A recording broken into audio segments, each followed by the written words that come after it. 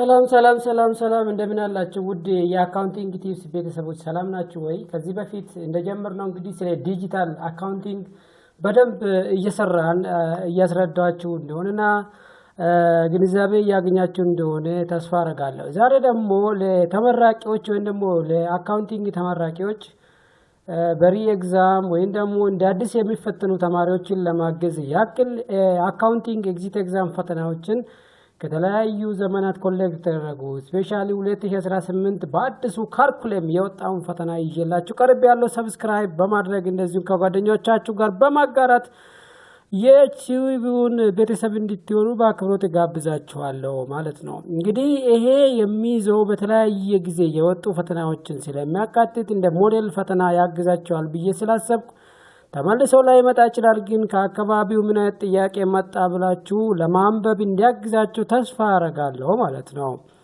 እንግዲህ ቀጣይ ላይ የምናየው ስለ ኤግዛም ኮንቴንቶቹ ነው የምናየው ማለት ነው። ለአካውንቲንግ ተማሪ የሚመጡ ፈተናዎች ኮንቴንታቸው ምንድናቸው የሚለውን ኤግዛም ታይፖቹን እንየው። አጠቃላይ 15 ኮርሶች የሚመጡ ሲሆኑ 15 ኮርሶች ግን በተለያዩ ኮርስ ዲቪዥን ተከፋፍሎ እናያለን። መጀመሪያ ላይ ፋይናንሻል አካውንቲንግ እና ሪፖርቲንግ ሲሆን 44 ጥያቄዎች በ2018 የወጡ እንደሆነ እንገነዘባለን። ሌላ ኮስት እንደ ማኔጅመንት አካውንቲንግ ነው። ይሄ ደግሞ 13 ጥያቄዎችን ያካተተ ስለሆነ እያንዳንዱን እናያለን ማለት ነው። ሌላኛው ፋይናንስ እና ፋይናንሻል ማኔጅመንት ነው። ፋይናንስ ማለት ፋይናንሻል ኢንስቲትዩሽን እንደ ማርኬት ሪፕሬዘንት የሚያደርግ ሲሆን ፋይናንሻል ማኔጅመንት ደግሞ ፋይናንሻል ማኔጅመንት ዋናነቱን ያካትታል። ሌላኛው ደግሞ ኦዲቲንግ ፕሪንሲፕልስ እንደ አሹራንስ ነው። ኦዲቲንግ ፕሪንሲፕልስ እንደ አሹራንስ የሚያካትተው ኦዲቲንግ እና ከኦዲቲንግ ጋር የተገናኙ ኮርሶችን የሚያካትት ይሆናል ማለት ነው። ስለዚህ በቀጣይ ክላሳችን እነኚህ ነገሮችን ስለምናይ ከጓደኞቻችሁ ጋር እንድታጋሩ። ሌላኛው ፓብሊክ ፋይናንስ እና ታክሴሽን ነው። ፓብሊክ እና ፋይናንስ ጋር የተገናኙ ጥያቄዎች 5 ጥያቄዎችን ነው የምናየው ማለት ነው። ሌላ ፓብሊክ ሴክተር እንደ ኖት ፎር ፕሮፊት አካውንቲንግ ነው። ይሄ ደግሞ ወደ 4 ጥያቄዎችን ያካትታል። እንደዚሁም ልዩና ዘመናዊ የኢትዮጵያ ኢኮኖሚ ጋር የኢትዮጵያ ፋይናንስ ጋር የተገናኙ ጥያቄዎችን ስለሚያካትት በአክብሮት እንድትከታተሉን ጋብዛችኋለሁ። ዌልካም። እንግዲህ መጀመሪያው ሴክሽን ላይ የምናየው ፋይናንሻል አካውንቲንግ ኤንድ ሪፖርቲንግ ነው ማለት ነው። ሴክሽን 1 ብለን ጀምረናል ማለት ነው። ሰብስክራይብ ማድረግ እንዳትረሱ። መጀመሪያ ላይ ፋንዳሜንታል ኦፍ አካውንቲንግ ኤንድ ፋንዳሜንታል ኦፍ አካውንቲንግ 1 and 2 ያካትታል። እንደዚሁ ኢንተርሚዲየት ፋይናንሻል አካውንቲንግ 1 and 2 ያካትታል። አድቫንስድ ፋይናንሻል አካውንቲንግ 1 and 2 ያካትታል ማለት ነው። ይሄ በፋይናንሻል አካውንቲንግ ኤንድ ሪፖርቲንግ ሴክሽን ውስጥ ነው ማለት ነው የምናየው ማለት ነው። ለመጀመሪያ ያክል እነኚህ ጥያቄዎች ምንድናቸው፣ ምን አይነት ጥያቄዎች አሉ የሚለውን አንድ በአንድ እናያቸው ማለት ነው። ፓርት 1 ጀምረናል። ሰብስክራይብ እና ሼር እንግዲህ የእናንተ ስራ ነው ማለት ነው። የመጀመሪያ ጥያቄ ነው። የመጀመሪያ ጥያቄ ኩዌስችን 1 ምን ይላል?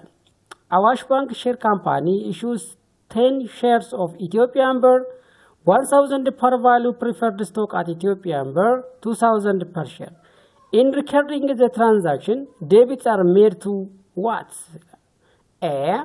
Preferred stock Ethiopian Birr 10,000 and paid in capital in excess of preferred value 20,000. B. The stock of Ethiopian Birr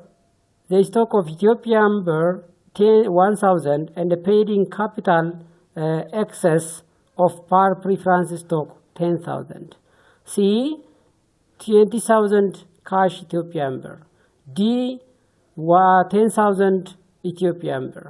ምንድነው እየጠየቀ ያለው? አሁን እነኚህ ሼሮች 10 ሼሮችን እያንዳንዱን በ1000 ፓር ኢሹ አድርጓል ማለት ነው። እያንዳንዱን ደግሞ በ2000 ፐር ሼር አድርጓል ማለት ነው።